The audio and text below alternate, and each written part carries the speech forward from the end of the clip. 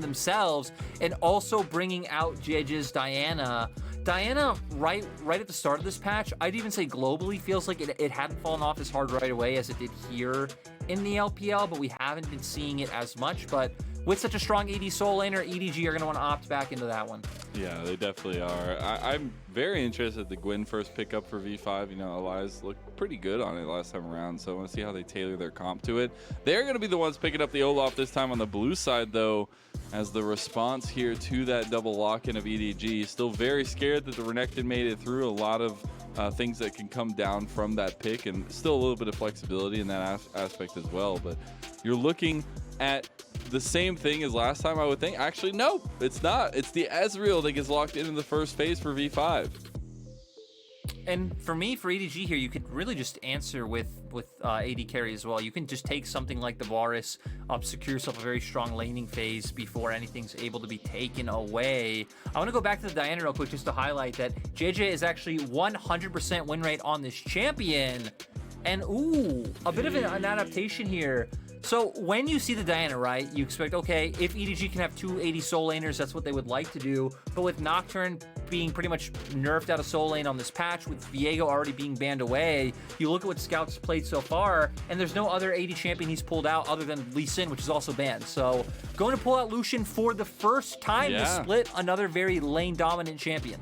That's what I was just about to say, is being able to pick this out in the later half of the split, get some reps in for it, but we're already through the second phase pretty much, at least on EDG's side. We get the LeBlanc banned away from V5 and Braum as well, so they don't want to give over the comp that they had in game number 1 over to V5, as V5's responses are the Ziggs ban and the Trundle banned away. And when I see the Braum, it would make me think maybe something like the Asher or Varus comes out, but you are going up against an Olaf, so it does have the, you know, Ragnarok to combat a lot of these CC AD carries.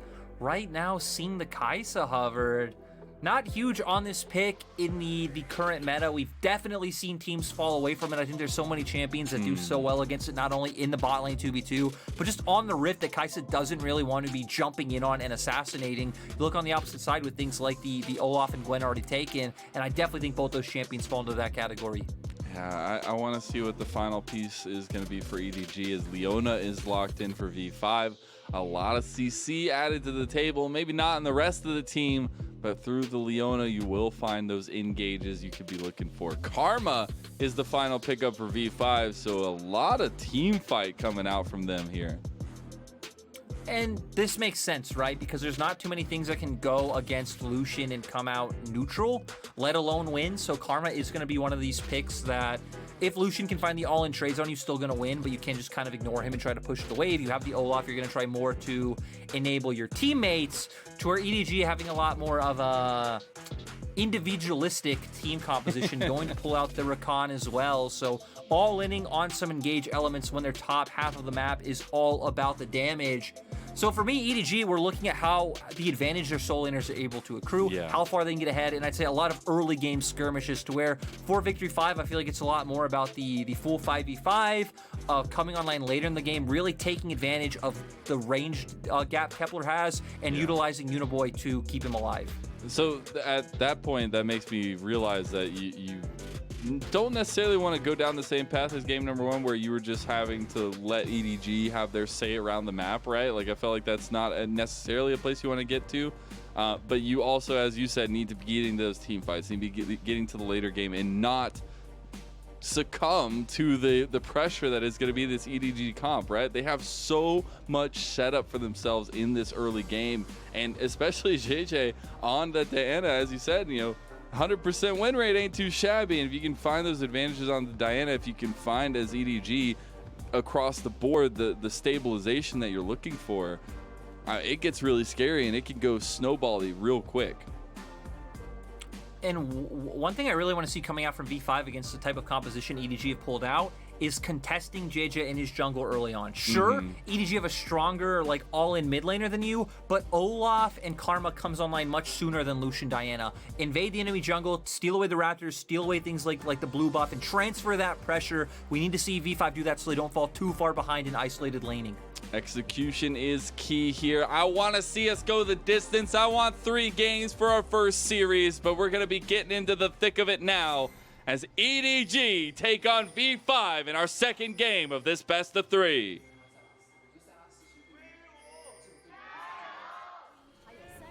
I just want to say, Mazel, the Shenzhen rift in the background, oh my God, absolutely it's so cool. clean.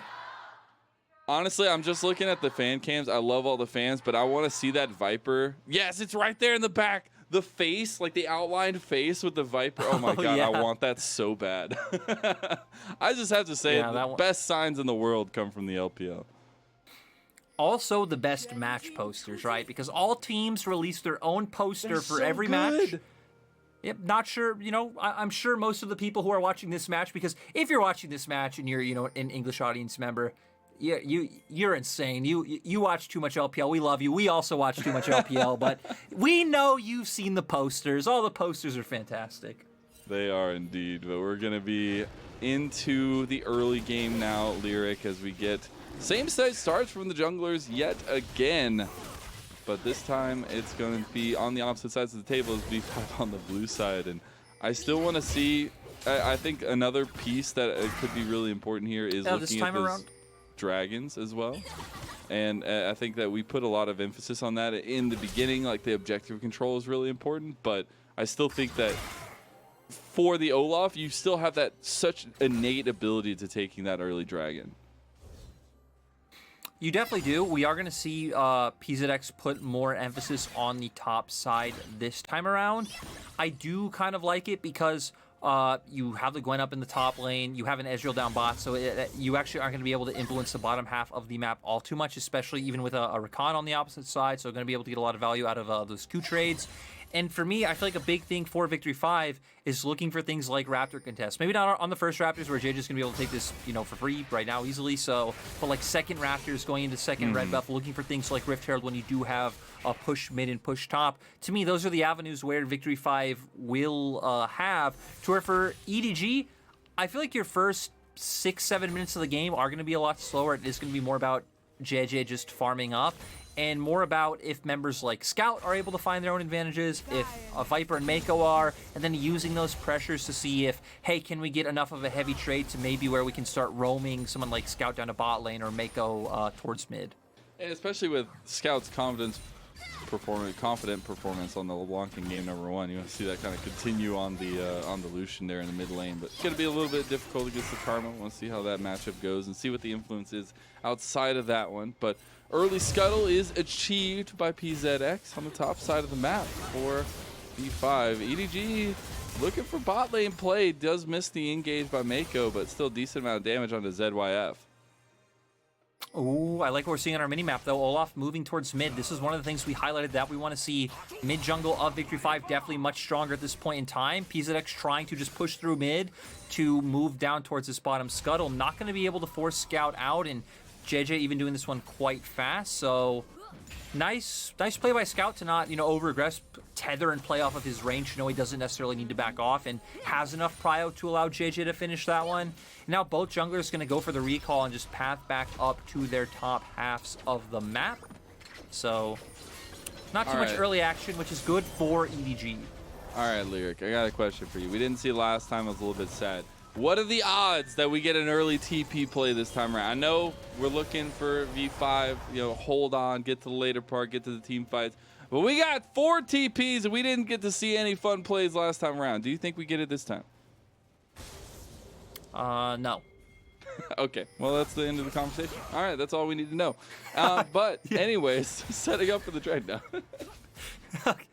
So, right, I feel like the big thing for this point in time for Victory 5 is actually just trying to get up more towards topside, where you do have Gwen having this pressure, trying to get wards down for things like next Krug spawn. We've already hit on, I would love to see PZX have already been in position to contest something like second Raptors coming out, so would have had to move towards mid first. We didn't see ZYF path towards mid on his recall either, so feels like a bit of a missed opportunity when Meiko wasn't showing on bot wave and was actually already on reset, so you can expect he's moving towards mid. So Victory 5, in my mind, already missing out on some windows they have. And you could see by the CS, right, Scout already starting to get ahead. To be fair, though, on the opposite side, Aliez definitely having that CS advantage up in top side. But looks like Flandre is catching a wave right now. Yeah, it's kind of panning out like last game where there was not a lot of action early, like super early on, but then it just exploded all over the place. And I was wanting to see what kind of influence Meiko and ZYF would have on the rest of the map here. Maybe they get the action rolling, right?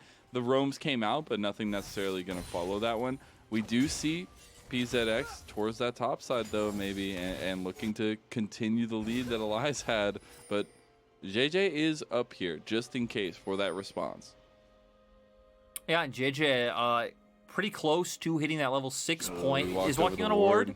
Yeah, it's in some trouble now, as well as the flash actually comes out from Jiejie over the wall, and back came through from Scout. So we've seen a small instance of what we've been talking about for Victory 5, right? Because we've wanted to see them abuse Jiejie in the jungle. At least going to be able to get his flash, but not going to be able to turn it into really anything on the map. EDG having pressure down in bot lane, pings coming out towards Dragon right now. Flandre is pushed, so Flandre can even start making his way down towards mid, or even just hovering in Fog of War. So EDG should be able to pick this one up for free. Do indeed. First dragon of the game will be an Ocean Dragon over to EDG, taking advantage of the positionings on the map. The back coming out from PZX. An early advantage will go over to EDG. Both teams looking for those early advantages, but EDG able to find it here in the second game. And, you know, we're having a lot slower tempo than I anticipated, Mazel. We have Victory 5 on the Rift. Victory 5, the team that always look for the early game shenanigans to come out. I do feel like the longer this game goes, right, they are the ones in a bit more of a favorable position in my mind in terms of team comps. They have a very easy time of just trying to play the front to back, kite out with the Mantra E, utilize Kepler's range advantage, and just look for wins that way, to where EDG definitely feel like the team who needs to be getting ahead.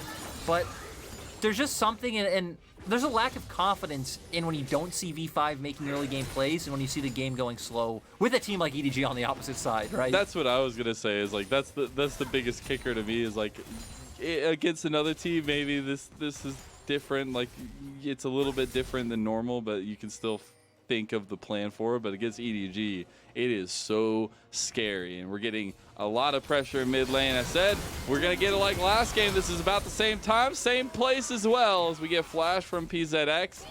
His health bar is sub 400. Decent amount of damage coming out from EDG early on. V5 forced out of the mid lane already, Lyric. Really nice counter from Jiejie. They expected this play to come out with Rift Herald being on the map.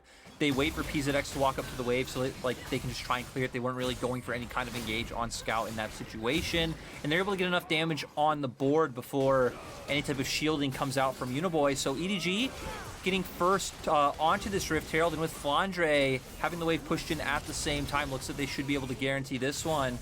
Viper was on a recall, so never even to start walking up towards top lane. So is going to walk down towards bot and not miss out on anything. Meiko has to sneak out here. They might still follow him up. But EDG, you know, I said it before. I was a little bit worried for V5 sitting back and letting EDG take control of the map. Well, they've done so just so far, as both neutral objectives have gone over to them. But now V5 are trying to make the proactive play and go for a little bit of an invade. Killer instinct. Talk about proactive. Viper's looking for the 1v1.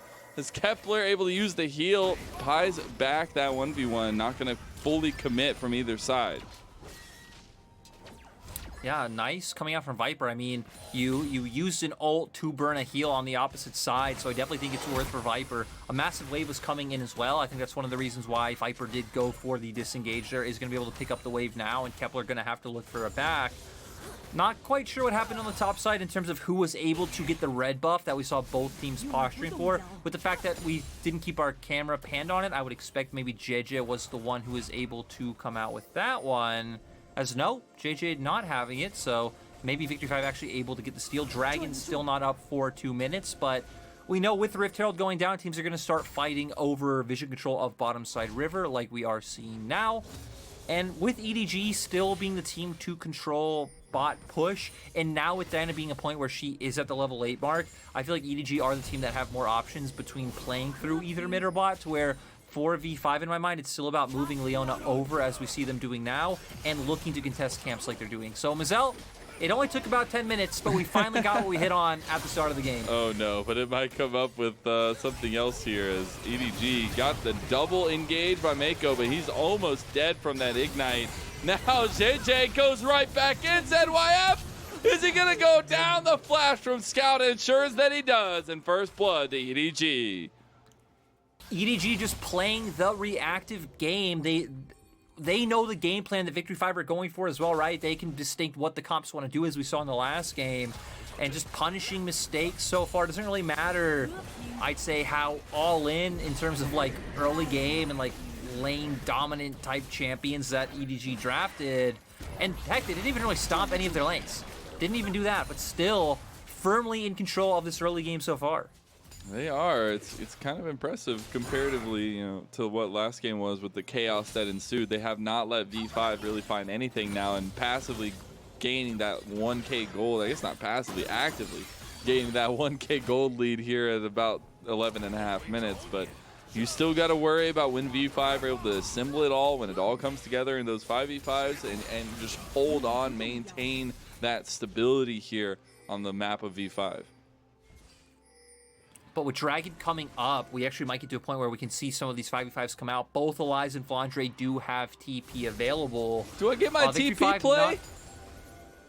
Nope. Sorry, Mazel. Nope. Still not today, my friend, because guess what? We don't really have any like nice deep wards or anything setting up any kind of TP plays able to come out. So EDG going to be the team to get vision control on bot side, coming from the fact that Viper did just push in that way. Flandre, though, really nice trade. Yeah, pretty heavy damage onto Aliez, but that back and forth nature is going to continue.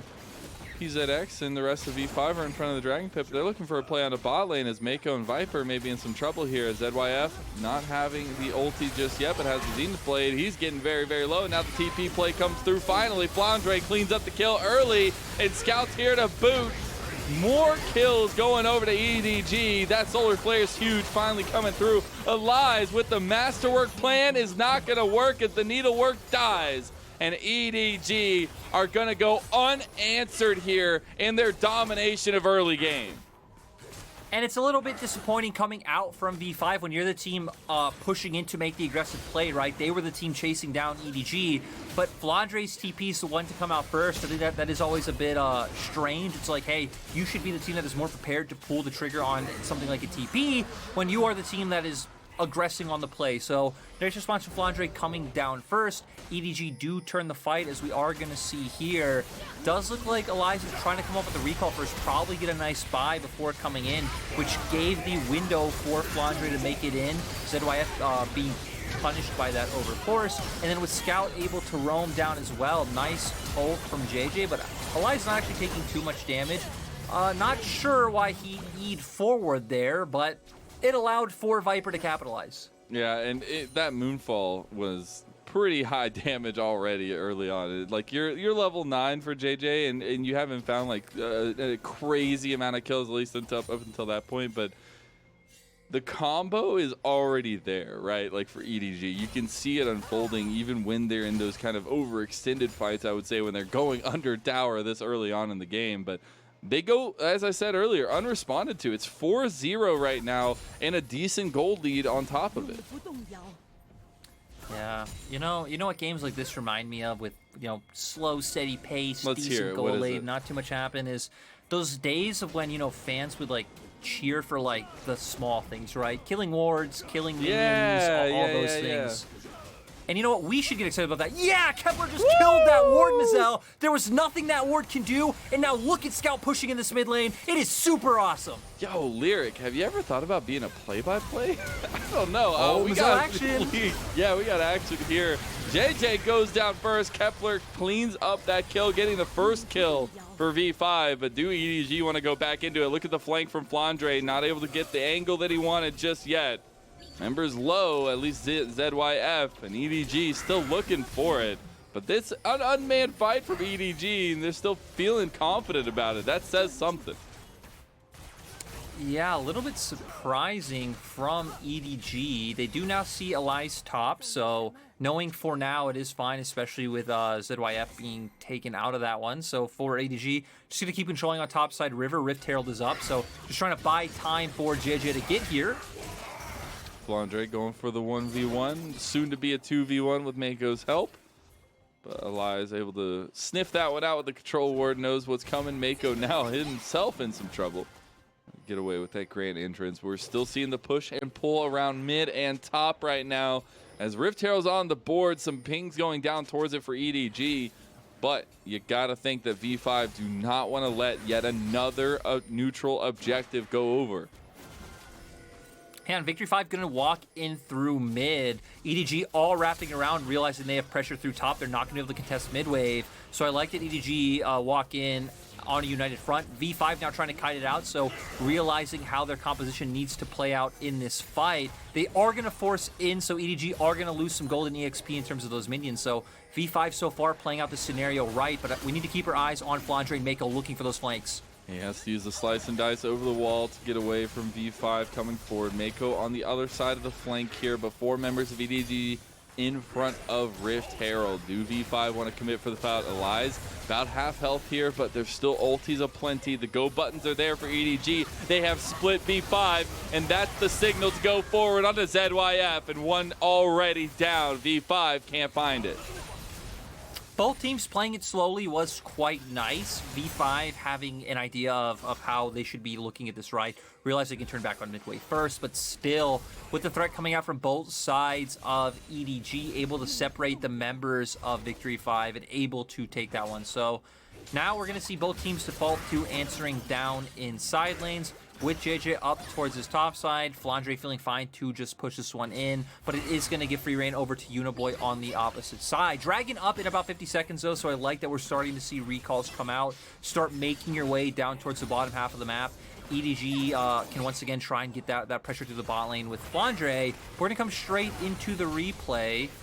Meiko did stay on the flank the whole time, which is quite nice, and puts Victory 5 in this position where they walk 2 separate ways and opens up the engage coming out from Flandre.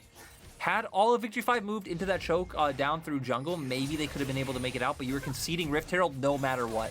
Yeah, I think that's the scariest part there is, like, going up against a team like EDG, you make a misstep like that, like, they're going to capitalize on it. You see it there, but for V5, we're still relying on the strength of the team fight, and you've got to make sure that you're taking the fight in a way that's favorable for you.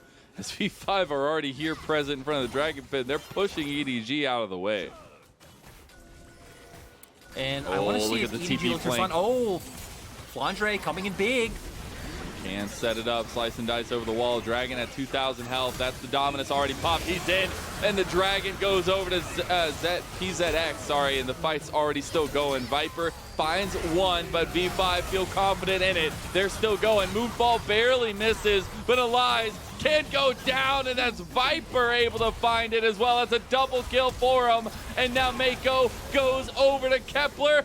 Big AoE damage from Uniboy, but it's not enough to clean the kills. A triple goes over to the ADC of EDG. But still, Flandre's pushing in mid, and Flandre does have the Rift Herald, I believe, as well. So EDG should be able to get this turret. I think the turret did take that one down, but they do lose out on Dragon, do further extend their gold lead to 5,000 right now. And for EDG, I do feel like keeping up with this gold lead is a bit more important. Sure, they get outscaled, so the quicker you can get to Soul, the better, but definitely not a massive loss. As we're going to go into the replay, Flandre going to come in on the flank, does start with the dominance, goes in with the slice and dice. ZYF just in front, opens up for the W to come out from Meiko. Looks like Victory 5 not really ready for the engage to come out. Jiejie trying to set it up as well. Kepler was left untouched for a lot of that fight, so they're able to get a ton of damage done between the Ezreal and the Karma, but I feel like Meiko definitely did a lot of really nice engages throughout that fight Yeah. to set up for the kills to come out from the members of EDG. I was just about to say, I think Meiko's Rakan pick here is huge for the squad, and especially in these fights, right? The dips and the dives and the being able to go in and out like that. He took a brunt of the damage that was coming out from V5 and was able to get away and still have a crucial engage on the backside of the fight. So EDG playing these fights really nicely, night and day comparatively to the topsy-turvy game that we had in game number 1, but this is one of those dominant games that we wanted to see EDG have. And for V5, you're still just trying to hold on. Like, you still got to rely on the strength of your team fight, the strength that Kepler has to play the kite fight, to be able to get away from the surging members of the damage of EDG. V5's big goal at this point, in my mind, is concede everything. Don't fight for Don't Dragon. let this happen. You can, oh, God, no. Aliez is maybe going down. Actually, still is in 2v1, and yep, that's unfortunate for him. He just wanted to back. He just wanted to buy some stuff. All right. Goodness. I mean, he's not allowed to do that. For Victory 5, I feel like you can realistically give up the next 2 dragons as long as you really prevent the Baron from going down and just keep opting into the gold trays. You have a Gwen and an Ezreal on your side. You're going to be able to fight out these fights and play them later on. You know, Mazel, there's nothing to see here. He just there's clearly something to see, and it's Aliez getting caught in the side lane. But I understand what you're trying to say. Wink, wink, hint, hint. As Aliez gonna go down. We do see also in the picture-in-picture, and now on the full screen, that we have EDG taking yet another tower. The pressure is on. It's 5-0 in terms of turrets. One objective has gone over to V5. They're still hanging on by a thread. I feel like a thread is a very generous thing for them to be holding on to. I'm actually not sure if they're holding on to anything. I think a nylon string is probably more durable than a thread. Yeah, probably. You know. A piece of hair. There you go. No, but anyways, you gotta be serious about this. The fact that we do see pings already coming down from EDG, the game plan now is to set up around this top side of the map. It seemingly, at least, the vision game from V5 is going to be there, though, as you still have this group, this trio, moving around with PZX, the crucial part to the team. Yeah, V5 going to try and keep fighting in for mid-prio. We've hit on a lot tonight about how, like, the range that's coming out, things like this are really good for them to be able to secure that one. But for EDG, they have full control of sides. We see Scout pushing that one in now. We know, oh, wait, can V5 find a pick? They're trying. They want it. They might be going for the angle. Yeah, no, there's no way. I was going to say, like, you had the full commit if you were going to go for that one, but they don't. And Scout also realized it right, did burn the calling to be able to clear the wave. Yeah. Scout going with the lethality build Lucian. That is the typical build you see when Airy is run. We didn't see the other day when I believe it was the Shy who played it. Still did opt into going the crit build, but Scout can have a lot more burst with this build, and going up against the opposite side, a lot of squishy champions. You can also go into the item that breaks shields, which for whatever reason slips my mind. Serpent's Fang, Mazel. You can go to a Serpent's Fang. Yeah, Serpent's Fang. You're gonna be feeling pretty good as Scout. Hopefully getting to that point here as V5 are set up for a 5 fight. As Dragon already going down to EDG. That's sole point given over. V5 want to find a response now. They're up towards this Baron, but is that the response that they can have? Because all members available to respond by EDG themselves. I would love to see V5 just pull out some like true top esports Invictus Gaming energy and just go start a Baron. Why? They tried that last particular time. Reason why. Yeah, but just take the fight. Take the fight and hope you outhands them. You have more items, Mazel. What more do you need? Yeah. For sure.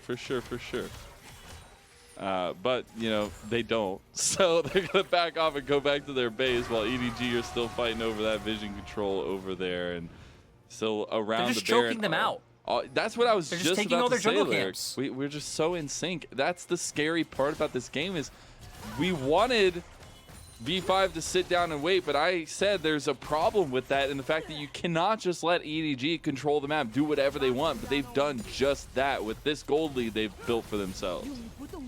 I was going to say, with this gold lead, I feel like that's the problem, is that you just need to accept that EDG are going to slap you. And when they slap you, you just need to smile about it, go back home, go to the gym, and hope you come back stronger in, like, maybe 2 months when you can slap them a lot harder.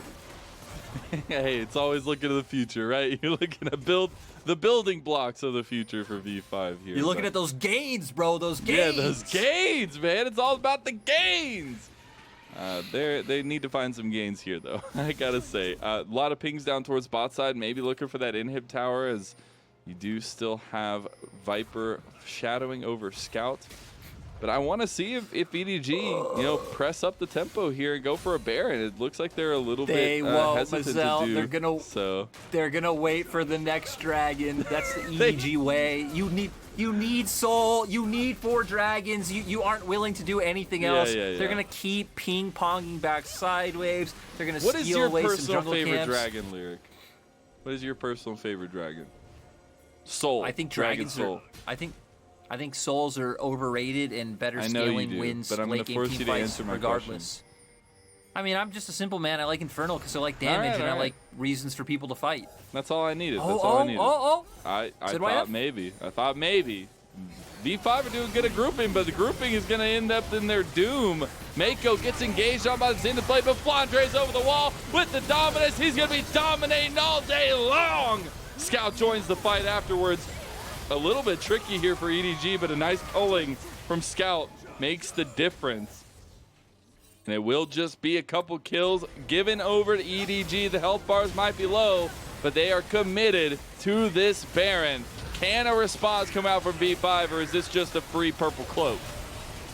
Looks like V5 are just going to give this one over. Flandre had the TP, so able to come back in with a full health bar, so I feel like any fight that Victory 5 would have went for would have been pretty doomed. Even Meiko and Viper still holding on to their flashes as well. We're going to see here V5 being scared that EDG were going for this. Look for the engage. I feel like the big thing here is Flandre coming over the wall into numerous members.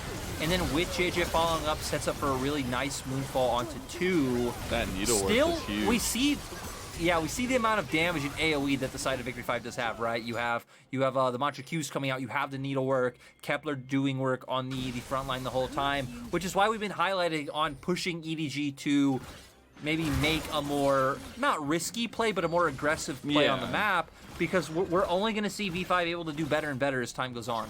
That's the worry that you have. I don't know how much of a worry this time around it is. You know, 10,000 gold in the lead's gonna make that difference a little less so. But as you said, you know, you get to the later parts, everybody's on even with those item potentials. It gets a little bit scary. So you have a dragon in a minute. This is soul for EDG. So how do you even hope to set up to defend against this for V5? V5 right now are trying to find a pick on a different side of the map where they see most of EDG's members, because since EDG have Baron, they know that EDG will be able to just have full control over mid and bot wave. They found Flandre. He uses the slice and dice nicely to get away. Solar Flare is used by ZYF, so that's a big tool for the shutdown of an 80 carry, or just a carry member of EDG. I guess they do have the double 80 carry composition here as well. So V5 down a couple tools, but still able to make a defense here against the Baron push of EDG. Just look at all the level differences as well, though, right? We have level differences in pretty much every role, barring 80 carries. So for EDG, it's like they don't only have more items, which would already be more stats, but they have better base stats than you. They have full control coming off of the Baron push coming in. I feel like we've gotten past the point where V5 really have any solid hope, which it hurts me saying that, because again, not only do I own a V5 jersey, but I also know you are the biggest V5 fan on the current team. It's, you know, it is what it is, and we set it out today, right? Like, there's some shining pieces that can come through, maybe not so much in this one. Ooh, I thought for a moment Meiko was gonna go for it. Meiko decides not to. Top tower is the focus, though, for EDG, at least Flandre's focus, as he takes a tier 2 tower. More pressure put on. It's still a dominant game in towers by EDG, as, oh no, Jiejie uses the moonfall, buys a lot of time with the culling on the back of it, but Jiejie is gonna go down to Aliez. But now you have the follow-up. You have Meiko with the grand entrance doing huge work, and Flandre's looking for the flank. He needs a shark skin at this point because it's looking like a bloody mess. No, Flandre can't find the angle, doesn't want to commit to it. Down Jiejie, they lose one of their core members. And for Flandre, probably felt like he had to move over from the fact that he didn't Oh, have the any TP. I mean, Mazel, it's gone. Anytime EDG just send, 4 members there, it's going to go down. Doesn't even matter if any potential fight does or can break out. I wanted to hype up the minion, all right? I wanted to hype up the minion. They deserve praise, too, when they take objectives. Please continue, sir.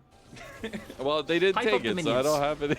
He did. He failed. The minion failed. You can hype up minions in any situation. You could be like, oh, and look at the top wave. The top wave is getting pushed in. Mazel, and there it goes. As we actually come back to the replay, and we're going to see Jiejie going for the invade. No one pushing out on bot side right now. And the other members of V5 able to force their way through mid, which leaves Jiejie in this situation where he goes down. Still decided Edward Gaming able to turn it around. PZX already chunked out. And like we said, with Flandre not having the TP just in case that something went wrong, feeling like he does have to move over rather than just committing fully to taking that inhibitor.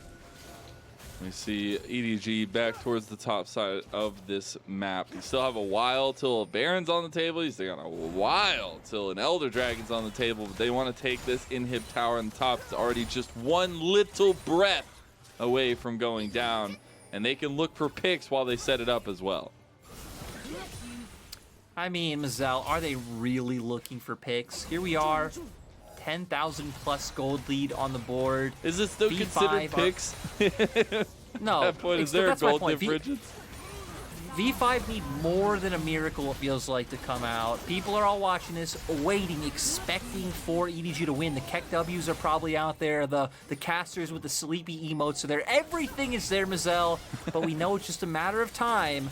As I'm trying very hard to curse this, just really that EDG will win. Yeah, I'm hoping. I feel the energy, the cursed energy coming out of you right now, Lyric, but they just seem to be getting pulled apart, right? They lose their inhib in top. They're still getting pressured in all their other lanes. Bot lane is pushing as well this entire time. Now you got super minions coming in top, and there's just really no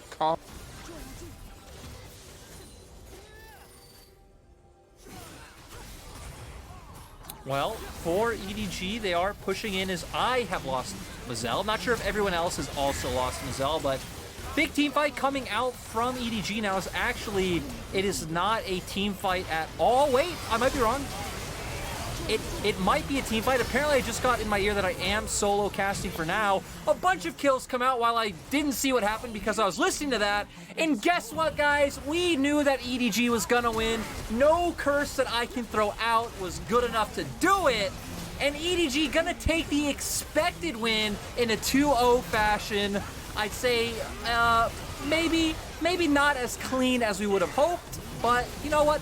They still pull it through in the end.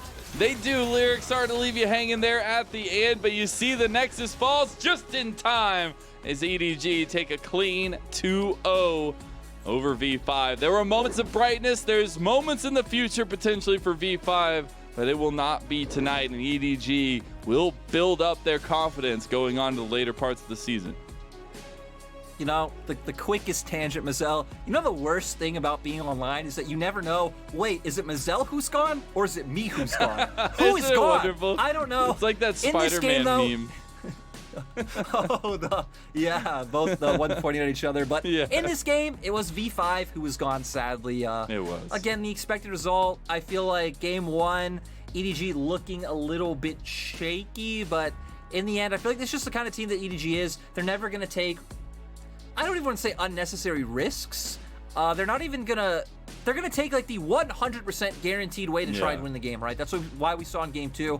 It feels like there was definitely way more avenues and way more opportunities that EDG could have taken to push the game forward, but instead just wanting to wait for Soul to come up, sync up their waves, and go for those end game pushes. And I want to look at, you know, we've talked a lot about their future schedule, right? And yes, you take this game in its microcosm, it was EDG versus V5, you know, first versus last. But in a moment where you switch out V5 for another team, is there a buildup like we saw today for EDG? Do they get punished for those kinds of moments? If you don't take those aggressive plays, those risky plays, does that end up biting you? I think that's the biggest question for me.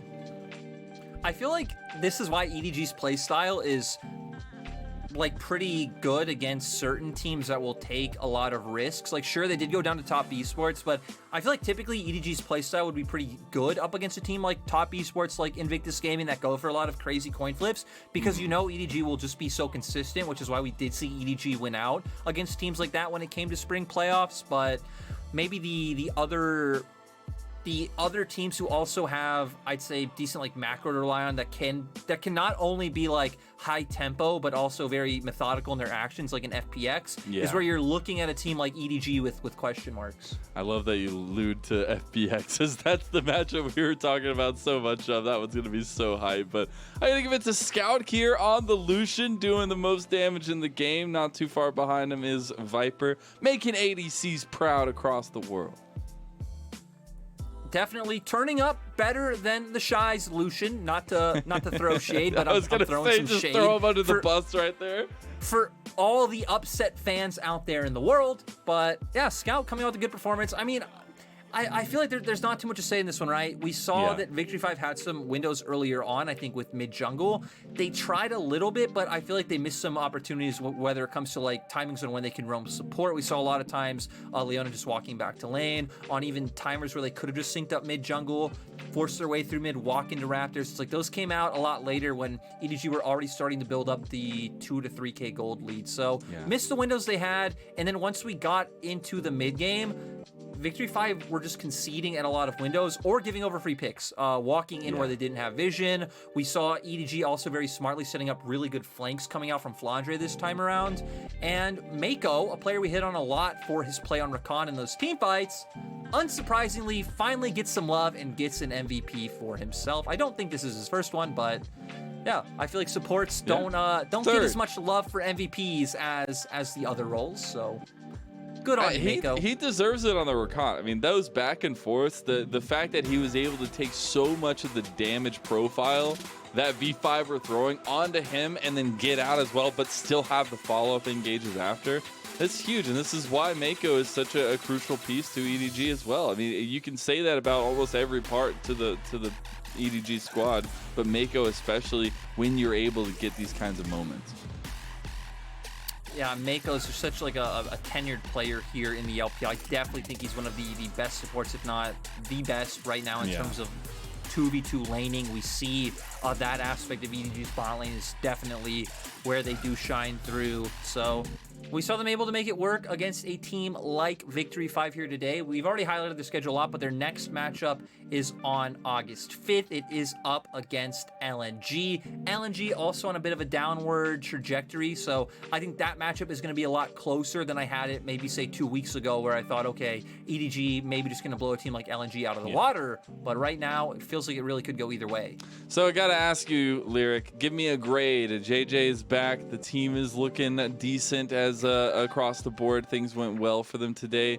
What do you give the grade on the build-up here as we go into those last two games for them?